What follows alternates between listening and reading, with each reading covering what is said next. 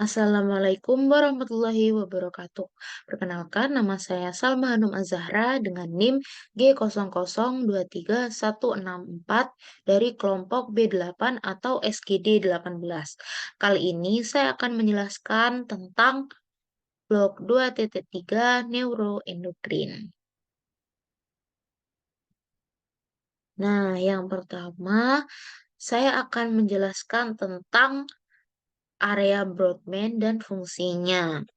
Nah, jadi di otak kita itu ada beberapa area Brodmann yang utama atau mengatur tubuh kita. Yang pertama ada area Brodmann nomor 4 yang berfungsi sebagai area motorik primer atau juga disebut sebagai gyrus presentralis. Nah, yang kedua ada Brodmann nomor 6 yaitu area motorik sekunder, juga bisa disebut gyrus postcentralis. Lalu ada area Brodmann 3, 1, dan 2 yang berfungsi sebagai area sensorik primer. Lalu ada area Brodmann 43 yang berfungsi sebagai area gustatorik. Lalu ada area Brodmann 44 dan 45 berfungsi sebagai area bicara motorik atau area Broca. Lalu ada area Brodmann 39, 40, dan 22 yang berfungsi sebagai area bicara sensorik atau area Wernicke. Lalu ada area Brodmann 41 dan 42 yang berfungsi sebagai area auditori primer. Lalu ada area Brodmann nomor 22 yaitu area auditori sekunder. Lalu ada area Brodmann 17 yang berfungsi sebagai area visual primer. Dan ada area Brodmann 18 dan 19 yang berfungsi sebagai area visual sekunder. Nah, fungsi motorik, sensorik itu eh, berfungsi untuk mengontrol apa aja, gerakan apa aja sih di dalam tubuh. Nah, kalau motorik itu kan dibagi menjadi motorik primer dan sekunder. Tadi yang motorik primer kan contohnya area Brodmann nomor 4. Dia itu berfungsi sebagai mengontrol gerakan volunteer wajah dan ekstremitas. Lalu yang kedua ada motorik sekunder. Dia itu mengendalikan gerakan volunteer. Nah, jadi motorik primer itu nanti dia juga akan berkaitan dengan traktus piramidalis. Kalau yang motorik sekunder dia akan berkaitan dengan traktus ekstrapiramidalis. Nah, lalu ada sensorik primer.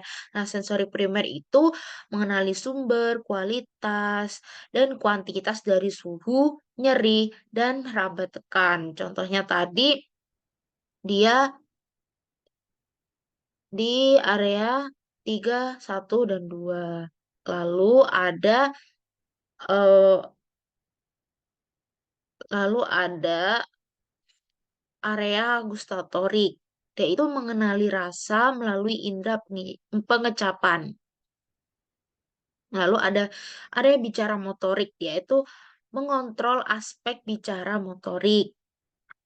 Lalu juga ada bicara sensorik, dia berfungsi sebagai pengolahan kata, pemahaman, dan interpretasi bahasa baik di lisan maupun tulisan.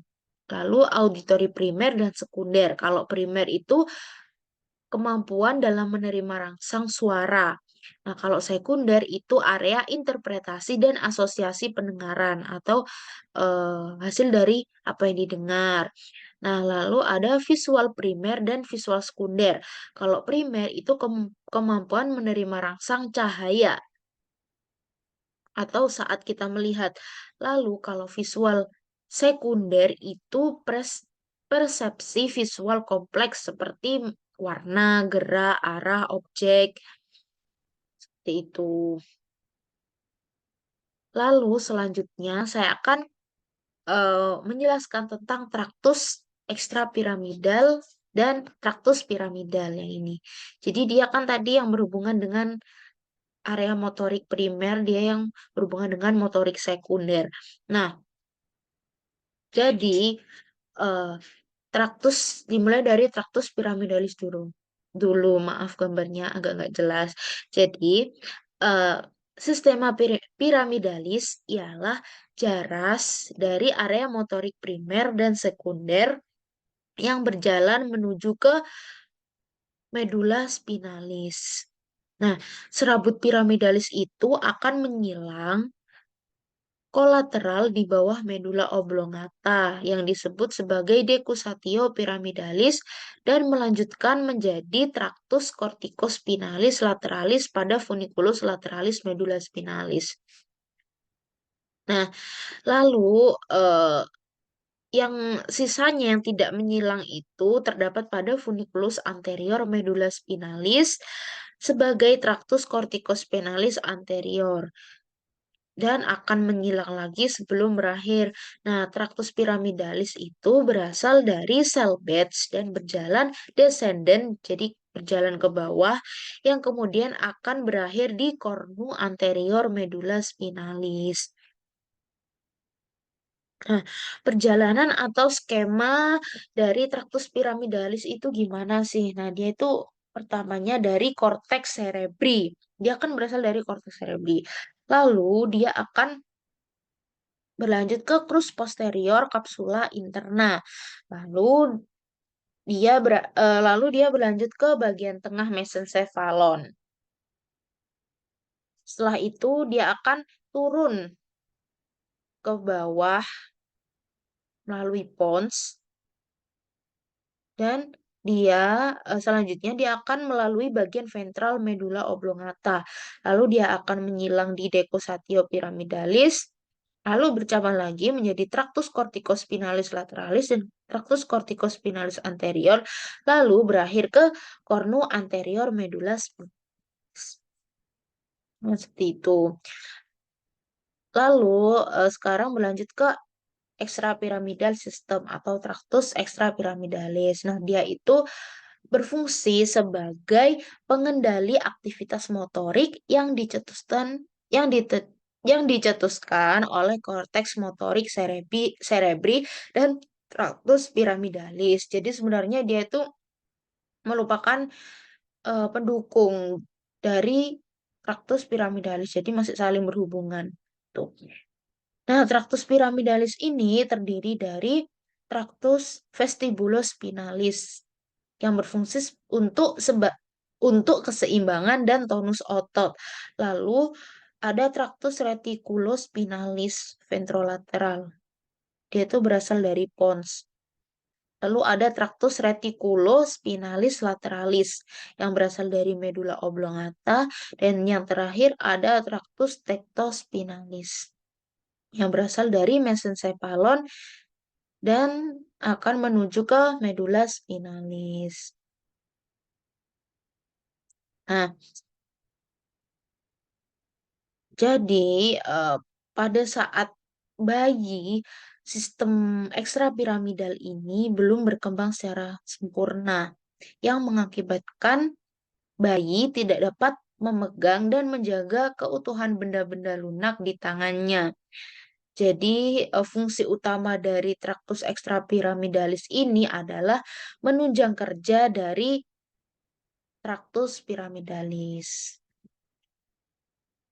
Jadi selanjutnya saya akan menjelaskan tentang encephalon dan medula spinalis. Jadi encephalon itu terbentuk saat embrio berusia 4 minggu.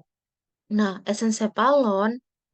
maaf, encephalon akan dibagi menjadi 3 bagian. Yang pertama ada prosencephalon, lalu ada mesencephalon dan rhombencephalon. Nah, nantinya prosencephalon ini akan menjadi telencephalon dan diencephalon. Lalu mesencephalon akan tetap menjadi mesencephalon atau midbrain. Lalu rhombencephalon akan menjadi cerebellum, pons, dan medula oblongata. Nah, kita beralih ke cerebrum. Nah, cerebrum itu merupakan otak besar kita. Jadi dia itu otak utama kita.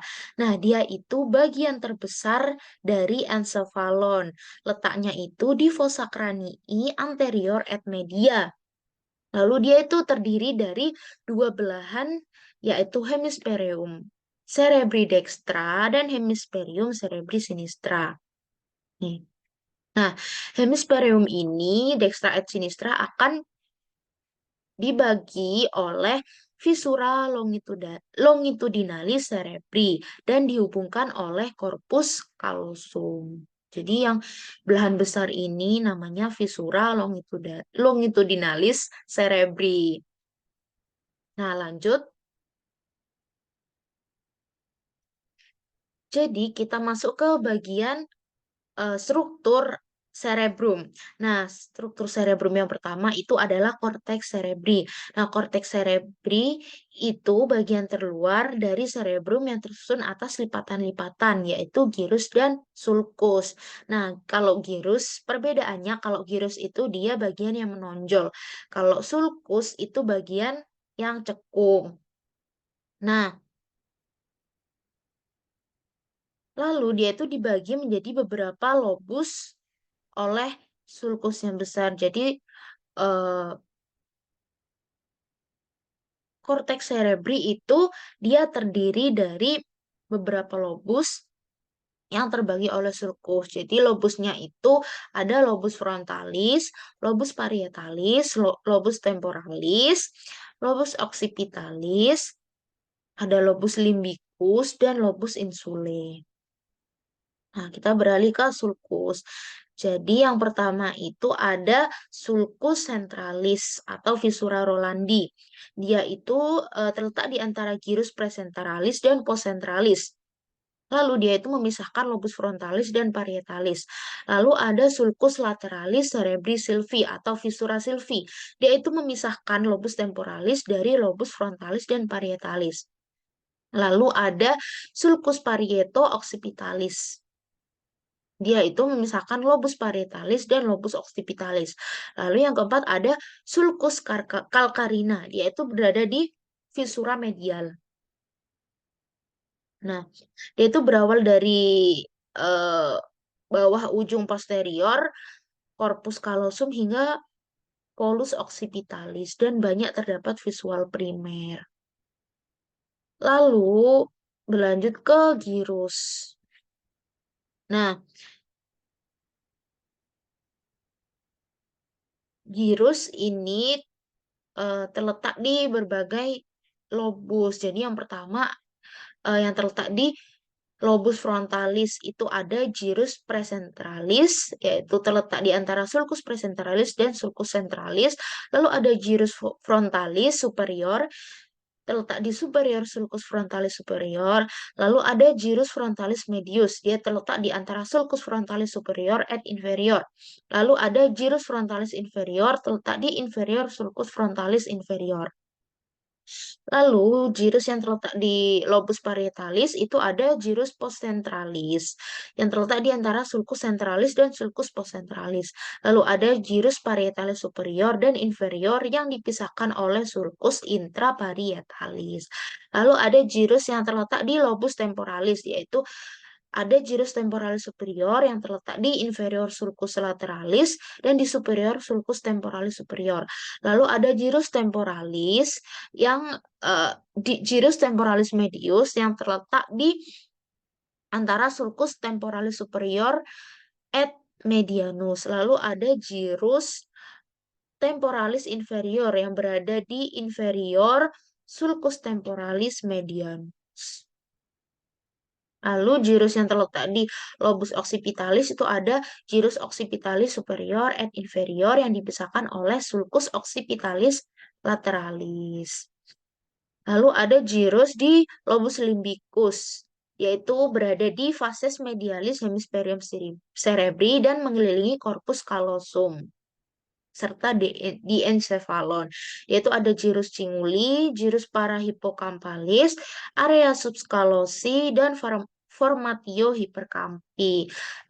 Lalu yang terakhir ada gyrus di lobus insulae, yaitu berada di dasar sulcus lateralis cerebri sylvie yang terdiri dari gyrus longus insulae, gyrus brevis insulae, sulcus centralis insulae yang memisahkan gyrus longus dan brevis insulae, lalu ada sulcus circularis insulae yang mengelilingi gyrus insulae, dan yang terakhir ada limen insule.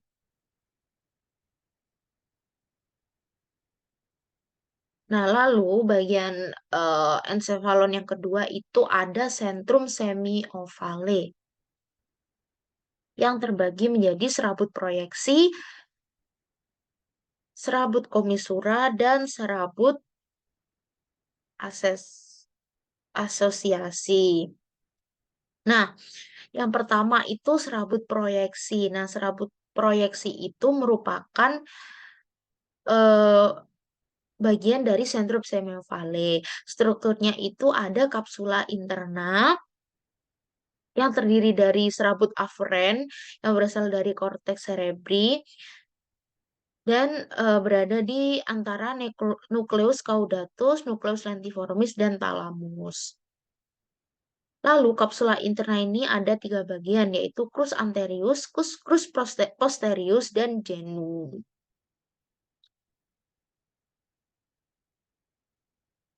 Lalu bagian yang kedua itu ada corona radiata. Nah, corona radiata itu dia itu serabut proyeksi yang menyebar ke semua korteks cerebri. Dia itu sifatnya aferen. Nah, dia itu terletak di medial serabut asosiasi dan berpotongan dengan serabut komisura, corpus callosum et commissura anterior. Nah, lalu struktur yang ketiga di serabut proyeksi itu ada radiatio optica, yaitu penjalaran serabut syaraf di krus posterior kapsula interna menuju ke visura calcarina. Lanjut ke serabut komisura. Dia itu terdiri dari corpus callosum, komisura anterior, komisura posterior, komisura hipokampi, komisura fornicis, dan komisura habenularum.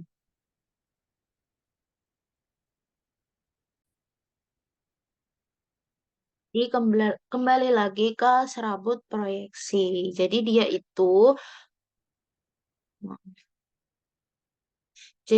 itu sebenarnya yang berfungsi untuk menghubungkan berbagai sistem syaraf pusat satu dengan yang lainnya dalam jarak yang jauh.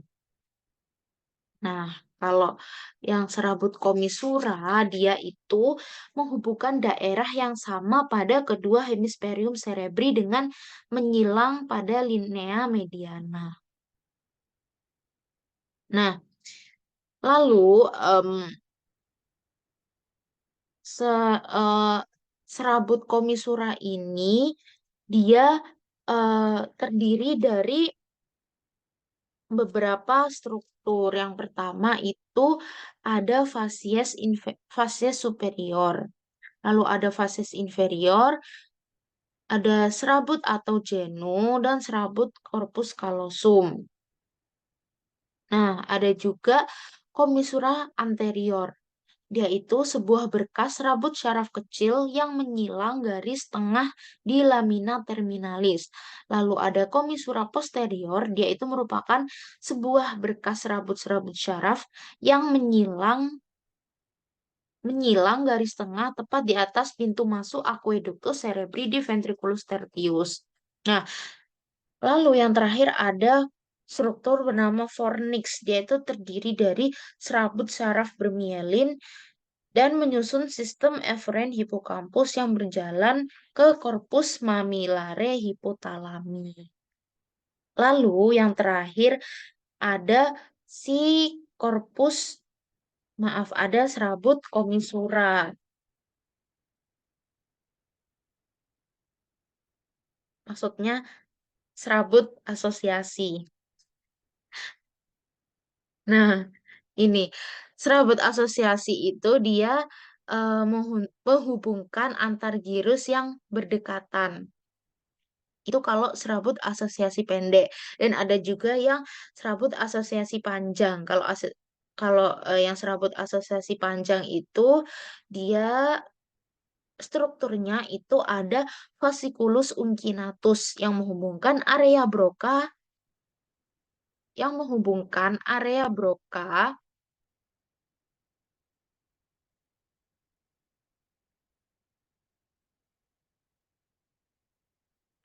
Oh my God.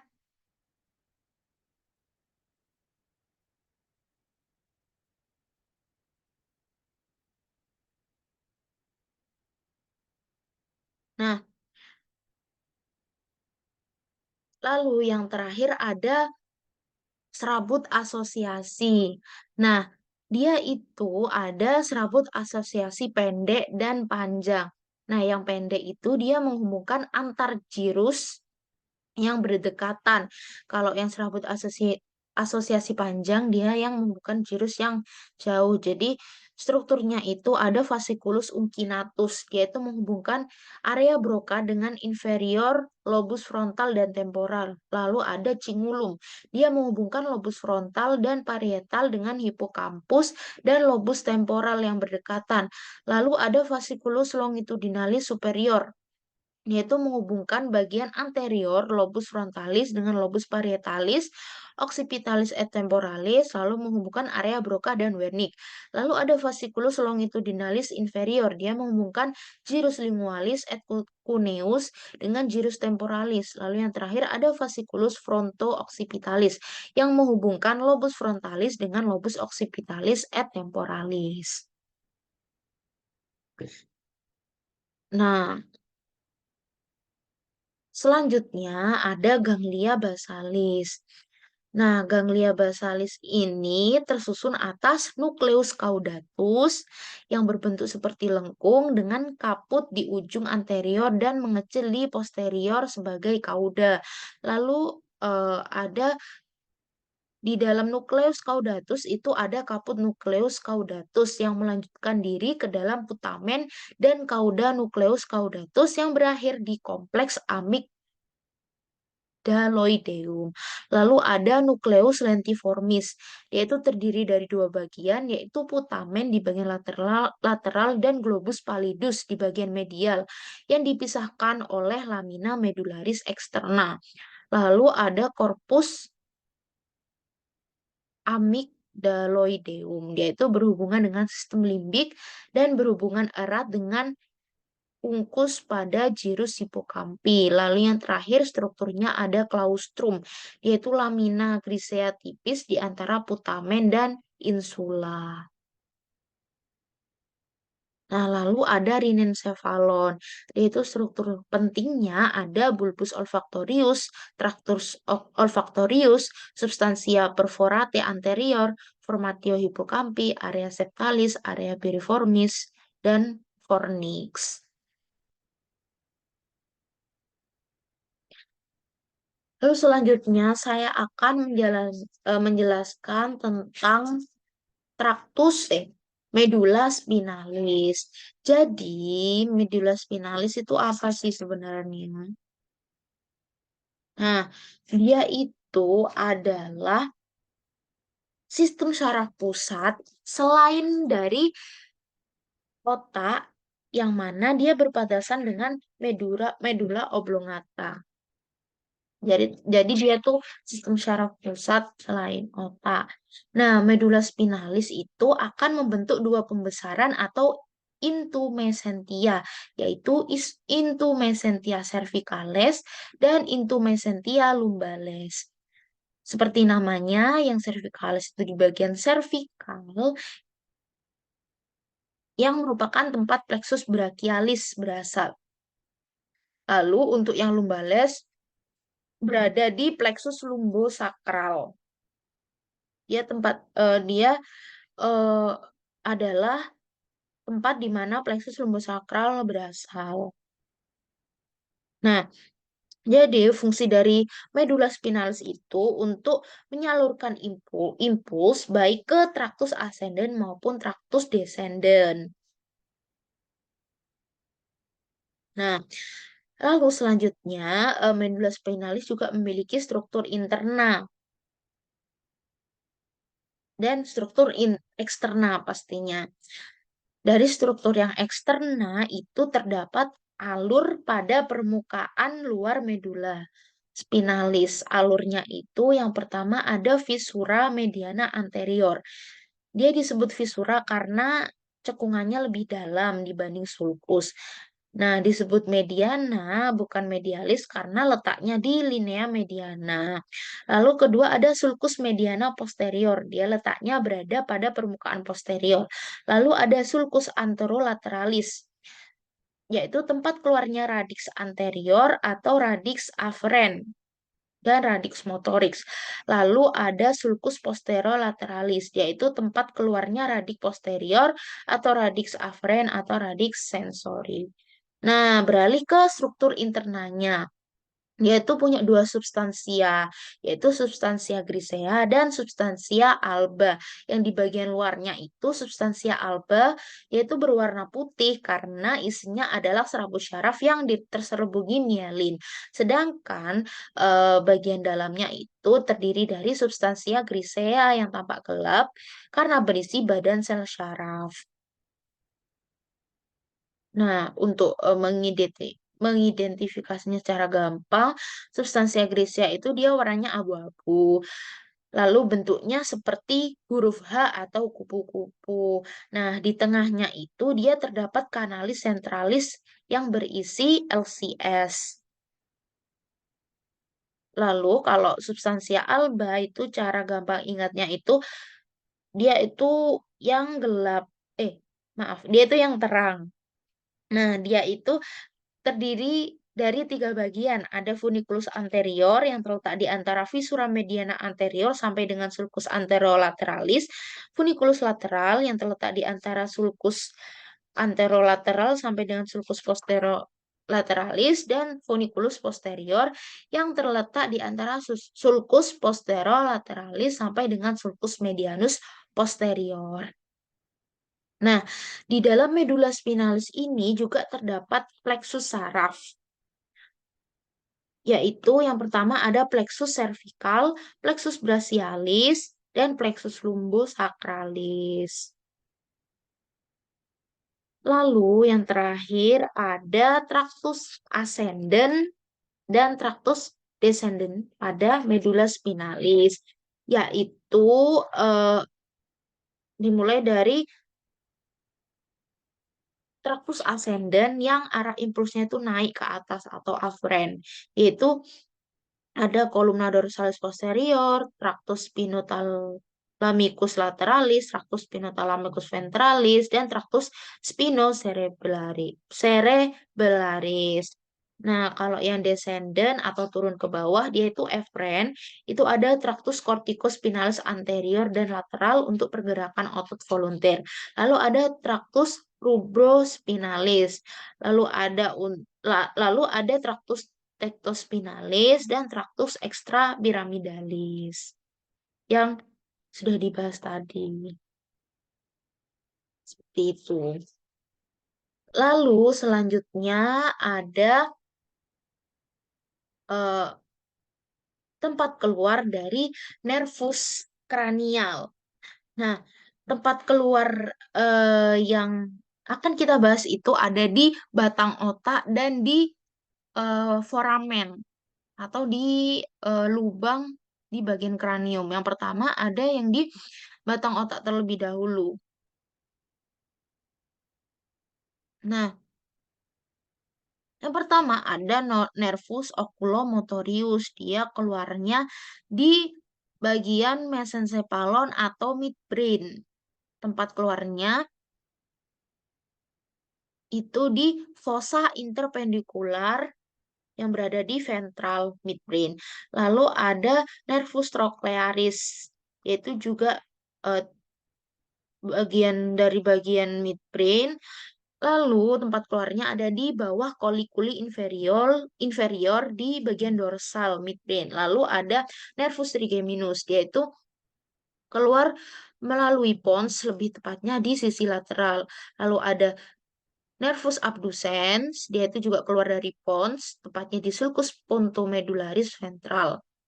Lalu ada nervus facialis, dia itu juga keluarnya dari pons, tepatnya di sudut cerebellopontine.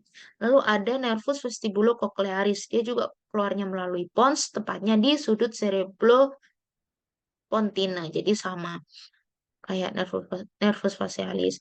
Lalu ada juga yang keluar dari medula oblongata, yaitu nervus glossopharyngeus yang keluar dari sulcus retroolivaris. Lalu ada nervus vagus, dia keluarnya dari sulcus retroolivaris di medula oblongata. Lalu ada nervus accessorius, itu di sulcus retroolivaris, akar kranial. Foramen magnum itu akar spinalnya. Lalu yang terakhir ada nervus bablas atau nervus hipoglossus yang keluar melalui sulcus preolivaris di antara piramid dan olivari nucleus. Lalu untuk yang di sini dari lamina cribrosa itu dia akan keluar nervus olfactori. Lalu dari canalis opticus dia akan keluar nervus opticus. Lalu dari visura orbitalis superior dia akan keluar menjadi nervus oculomotorius. Dan dia itu lalu nervus trochlearis. Lalu percabangan nervus 5. Yang pertama ada nervus ophthalmicus. Lalu ada nervus abducens. Lalu foramen rotundum itu tempat keluarnya nervus maxillaris, percabangan keduanya nervus 5. Lalu ada kalau yang di foramen oval itu ada nervus mandibularis, percabangan 3 dari nervus 5. Lalu di meatus ausculus internus itu ada nervus facialis, nervus vestibulocochlearis. Lalu di foramen jugular itu tempat keluarnya nervus glossopharyngeus, nervus vagus, dan nervus accessorius. Lalu untuk di kanalis hipoglossus itu tempat keluarnya nervus hipoglossus.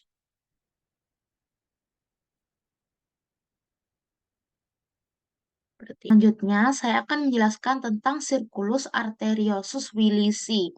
Nah, circulus arteriosus Willisi itu merupakan sistem anastomosis arteri di dasar otak yang menyediakan suplai darah utama dan redundasi ke otak. Jadi dia itu merupakan vaskularisasi dari cerebri.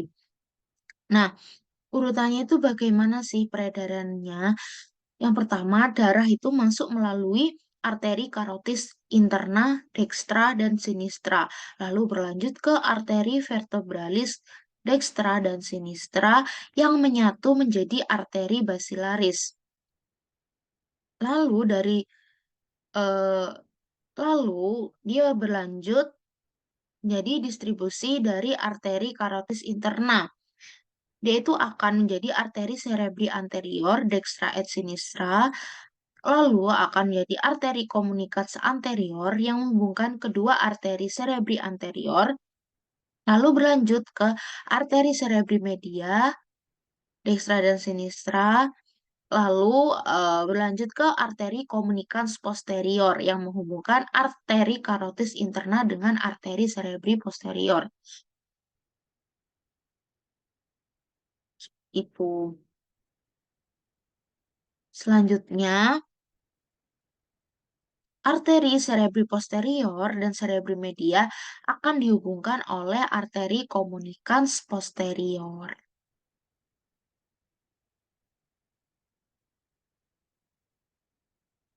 Selanjutnya, saya akan menjelaskan tentang jalur penglihatan. Dari mata, dia akan melalui kornea. Di kornea, yaitu memiliki kemampuan refraksi yang kuat. Dia membelokkan cahaya agar masuk ke dalam mata dengan sudut yang tepat. Lalu, setelah ke kornea, dia berlanjut ke aqueous humor. Di sini dia membantu mempertahankan tekanan mata dan menyediakan nutrisi bagi kornea dan lensa. Lalu berlanjut ke lensa. Dia itu berfungsi memfokuskan cahaya atau memfokuskan objek ke mata kita. Lalu ada vitreous humor. Dia itu membantu mempertahankan bentuk bola mata dan menyalurkan cahaya ke retina.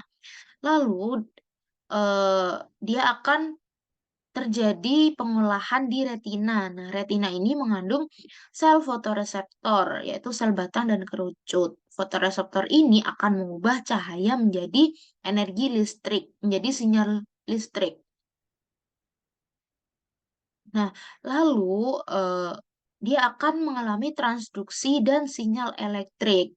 Nah, sinyal listrik ini dihasilkan oleh fotoreseptor yang dikirim ke sel bipolar, kemudian ke sel ganglion di retina. Lalu akson dari sel ganglion akan berkumpul untuk membentuk syaraf optik. Nah, lanjut ke jalur saraf optik ke otak. Nah, saraf yang pertama ini ada saraf optik. Dia fungsinya membawa sinyal listrik dari retina ke otak. Lalu berlanjut ke chiasma optikum. Di sini tuh sebagian serabut syaraf dari masing-masing saraf optik melintasi ke sisi berlawanan. Misalnya serabut dari sisi nasal di dekat hidung, retina itu melintasi ke sisi otak yang berlawanan, sementara serabut dari sisi temporal di dekat telinga tetap di sisi yang sama. Lalu berlanjut ke traktus optikus yang akan disalurkan menuju ke nukleus di dalam otak, yaitu nukleus geniculatum lateral yang berisi mayoritas serabut traktus optikus yang terletak di talamus. Lalu dia itu berfungsi sebagai relay station atau mengirimkan sinyal visual ke korteks visual primer. Lalu berlanjut ke radiasi optik. Dia tuh berupa sinyal yang diteruskan melalui radiasi optik ke korteks visual primer di lobus oksipital. Lalu yang terakhir masuk ke pengolahan di otak, yaitu pertama melalui korteks visual primer di area Brodmann 17, di mana dia adalah tempat pertama di korteks cerebrum yang berfungsi untuk mengolah informasi visual. Lalu yang terakhir, dia akan menuju ke korteks visual asosiasi. Di sini eh, dia itu berfungsi untuk menerima informasi dari V1 dan diteruskan ke area visual asosiasi yang lebih tinggi untuk pemrosesan lebih lanjut.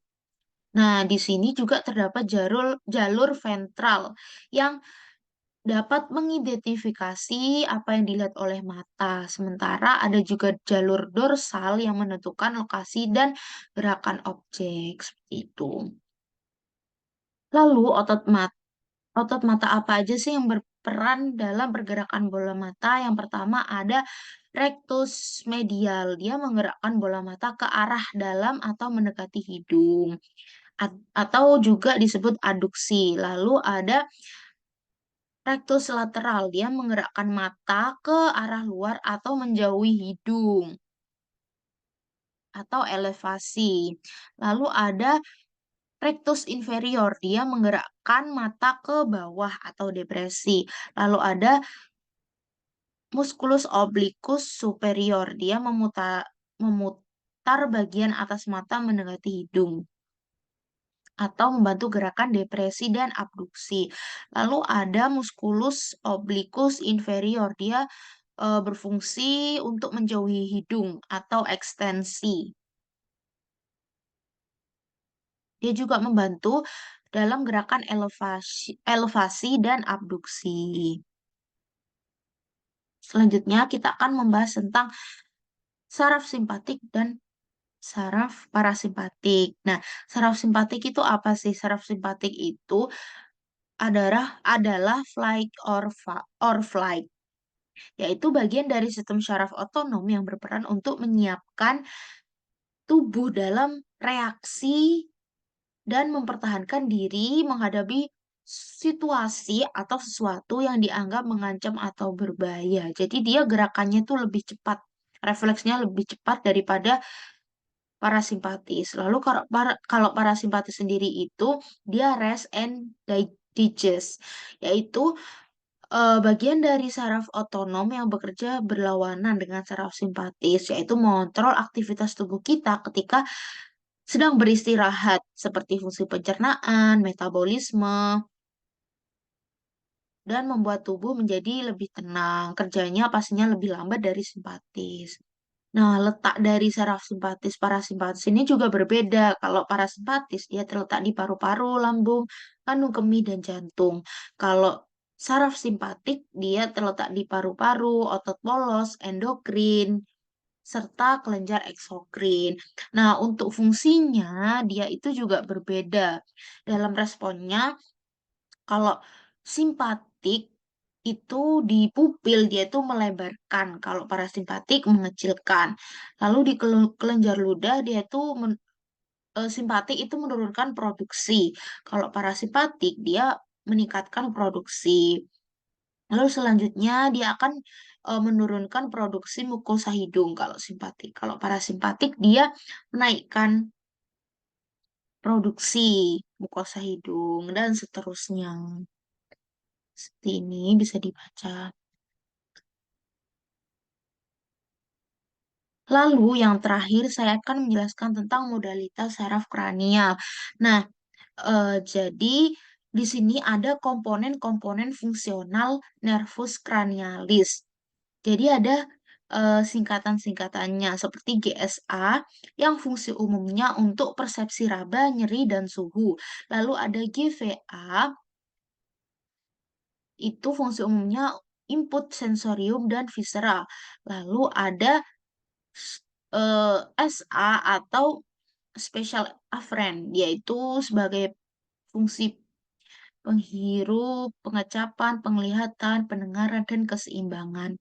Lalu ada GSE atau General Somatic Afferent, yaitu berfungsi sebagai motorium menuju otot rangka atau gerakan volunteer. Lalu ada GVE, itu persyarafan motorium menuju otot polos, otot jantung, dan glandula. Jadi dia yang involunteer. Lalu ada BE, yaitu persyarafan motorium menuju otot rangka yang berasal dari mesoderma brachiomericum.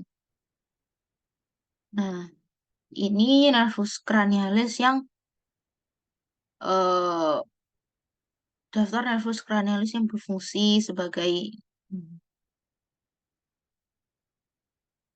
Nah, ini lebih lengkapnya. Yang pertama ada nervus olfactorius, yaitu komponennya itu SA atau somatic afferent ya. Dia keluarnya dari lamina cribrosa tulang etmoidal. Fungsinya kalau SA kan sama seperti yang tadi. Ini fungsi yang lebih spesifiknya. Ya untuk menghirup, mencium. Kalau nervus opticus yaitu keluarnya dari kranium itu di kanalis opticus, dia berfungsi sebagai penglihatan. Lalu ada nervus oculomotorius, yaitu afferent dan ada afferent dan efferent. Afferentnya itu SA dan efferentnya GSE dan GVE, yaitu keluarnya dari visura orbitalis superior. Ini untuk fungsinya. GSE itu mempersyarafi muskuli levator palpebrae superioris, rectus superior, dan dan muskulus mata lainnya. Lalu GVE itu mempersyarafi muskulus sphincter pupil untuk kontraksi pupil. Lalu ada nervus trochlearis, yaitu nggak punya afferent, jadi dia itu efferent, jadi GSE. Keluarnya itu dari visura orbitalis superior yang mempersyarafi musculus obliquus superior. Lalu ada nervus trigeminus, itu afferentnya GSA, efferentnya BE, yaitu keluarnya dari visura orbitalis superior yang cabang satu, yang cabang dua itu di foramen rotundum nervus maxillaris, dan cabang tiga itu dia di foramen oval. Nah, ini untuk fungsinya. Lalu untuk nervus abducens, dia itu efferent, dia itu GSE, lalu keluarnya di visura orbitalis superior. Fungsinya untuk mempersarafi musculus rectus lateralis. Lalu untuk nervus facialis itu afferentnya itu GSA, SA, lalu efferentnya GVE sama BE. Dan ini tempat keluarnya serta fungsinya. Lalu yang Lalu selanjutnya ada nervus vestibulocochlearis, yaitu eh, dia itu SA keluarnya dari kranium, dari kavitas kranii melalui meatus acousticus internus. Lalu fungsinya untuk divisi vestibularis, yaitu keseimbangan pendengaran. Lalu selanjutnya ada nervus glossopharyngeus, GVA. Ini aferennya GVA, SA, GSA, lalu eferennya GVE, BE, dan BE. Lalu keluarnya dari kranium itu di foramen jugular, sama kayak nervus vagus. Ini juga komponen aferen, eferennya juga sama. Lalu fungsinya itu bisa dibaca di tabel. Lalu selanjutnya ada nervus accessorius. Dia efferents-nya GSE, lalu dia keluarnya dari foramen jugular. Dia mempersarafi muskuli sterno, cleidomastoideus, dan trapezius. Dan yang terakhir ada nervus 12 atau hipoglossus. Dia juga efferent, yaitu GSE. Dia keluarnya dari kanalis hipoglossus. Dia fungsinya untuk mempersarafi musculus hypoglossus, genioglossus, dan styloglossus. Dan semua ini merupakan musculus intrinsik lingua atau untuk pengecapan di lidah. Sekian, terima kasih. Apabila ada kesalahan dalam penjelasan maupun kata kalimat, mohon dimaafkan. Assalamualaikum warahmatullahi wabarakatuh.